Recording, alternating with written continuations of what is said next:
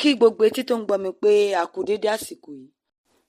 Ọ̀run ṣíṣí orí ìrìn ni èyí, ọ̀run ṣíṣí ti ojoojúmọ́ tí alábòójútó gbogbogbò ìjọ Ìràpadà olùṣọ́ àgùntàn Adébóyè kọ.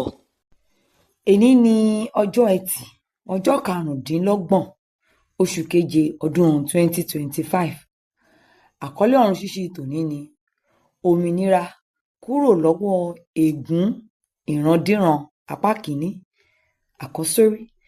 Àkọ́sórí wa ta rí nínú ìwé Jòhánù orí 8 ẹsẹ̀ 36, èyí tó kà báyìí wípé, nítorí bí ọmọ bá sọ yín di òmìnira, ẹ ó di òmìnira nítòótọ́. Ẹ̀kọ́ náà ń tẹ̀síwájú lọ báyìí. Lónìí, ọ̀pọ̀lọpọ̀ ènìyàn ń jìyà lọ́wọ́ ègún ìrandíran. Wọ́n ń tiraka láti ṣe àṣeyọrí lójoojúmọ́, ṣùgbọ́n ó dàbí ẹni pé agbára tó le dè wọ́n lọ́nà. Tí èyí bá jẹ́ ìtàn rẹ, mo kéde òmìnira lónìí ní orúkọ Jésù. Tí o bá ṣàkíyèsí àwọn àfijọ òdì nínú ìdílé rẹ tí ó jọ pé ó kọjá agbára ẹnikẹ́ni, ó ṣeéṣe kó jẹ́ pé ègún ìrandíran ń ṣiṣẹ́ lọ́wọ́. Ohun kan nípa àwọn ègún ìrandíran ni pé àwọn ẹ̀mí èṣù tó ti kọ́ ibi gíga sínú ìdílé náà ló máa ń ṣe alábòójútó wọn. Nítorí bí agbára wọn ṣe pọ̀ tó nínú ìdílé náà, ọ̀pọ̀ àwọn ènìyàn inú ìdílé náà yóò pàpà gba kámú fún ègún náà. Wọ́n rí àtúbọ̀tán ègún náà gẹ́gẹ́ bí ìpín wọn. Torí náà, wọn kò ní gbìyànjú láti bá a jà. Nígbà tí Mósè pa ará Íjíbítì kan láti gba ará Ísírẹ́lì, àwọn ará Ísírẹ́lì kan náà ló dá a lẹ́bi tí wọ́n sì tú àṣírí síta. Wọ́n ti yọ̀fẹ́ pẹ̀lú àwọn amúnisìn wọn bí ó tilẹ̀ jẹ́ pé wọ́n ń jìyà. Wọ́n tún bá Mósè jà nínú aginjù ní ọ̀pọ̀ ìgbà nítorí ó tú wọn sílẹ̀. Wọ́n sọ̀rọ̀ nípa oúnjẹ ní Íjíbítì àti àwọn ibojì, èyí tí a lè rí nínú ìwé Númérì orí 11 ẹsẹ̀ 5 àti ìwé Ẹ́ksódù orí 14 ẹsẹ̀ 11. Dájúdájú, wọ́n ti gbà láti kú sínú oko ẹrú wọn, torí inú rẹ̀ ni àwọn bàbá wọn kú sí. Ìfipámúni èṣù ti wọ inú ọkàn wọn lọ. Olùfẹ́, tí o bá ṣàkíyèsí ìṣẹ̀lẹ̀ ibi nínú ìdílé rẹ, jọ̀wọ́ má ṣe rí i gẹ́gẹ́ bí ohun tó yẹ kó rí bẹ́ẹ̀. Má ṣe jẹ́ kí àwọn ègún náà lágbára lórí ọkàn rẹ.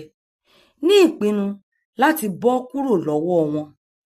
Bàbá rẹ, ìyá rẹ àti àwọn tó jù ọ lọ tilẹ̀ ní ìrírí rẹ̀, ṣùgbọ́n ìyẹn ò túmọ̀ sí pé ìwọ náà gbọ́dọ̀ ní ìrírí rẹ̀.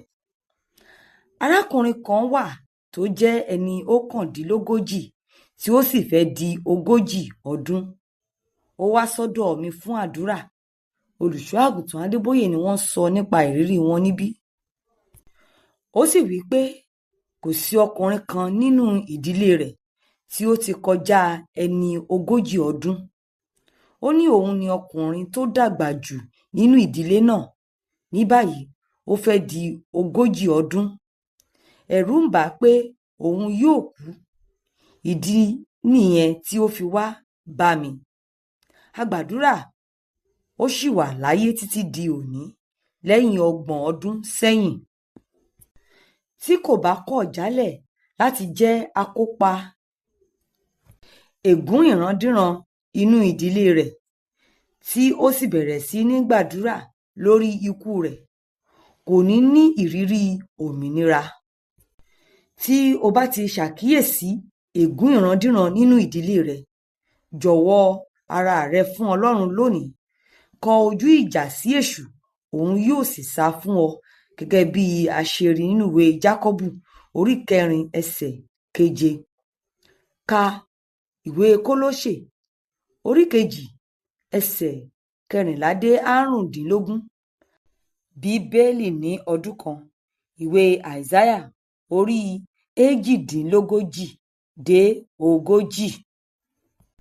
Kókó àdúrà. Mo gba àṣẹ lórí ayé mi.